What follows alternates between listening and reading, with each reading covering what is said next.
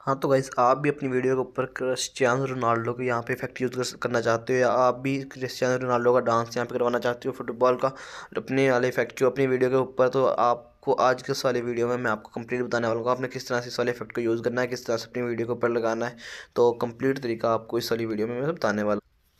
तो गाइस, यहाँ पे आसान सा तरीका है, आपको कुछ भी नहीं करना। आपने सिर्फ यहाँ पे अपने वीडियो, यहाँ पे जो आपके सामने वीडियो देख सकते हो, यहाँ पे क्रिस्टियानो रोनाल्डो का ही आपको डांस नज़र आ रहा होगा। यहाँ पे आपको टैग नज़र आ रहा है, तो अगर आपको नज़र आता है तो आप सर्च कर सकते हो वहाँ पे, तो आपको सर्च में भी आ जाएगा, ठीक है।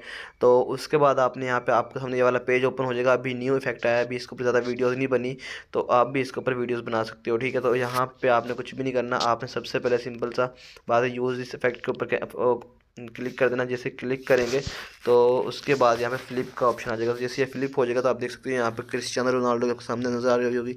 तो आप जिस तरह भी इसको मूव करोगे तो यहाँ पे वो आ जाएगा, ठीक है। तो इस तरह से आपने इसको कर लेना है।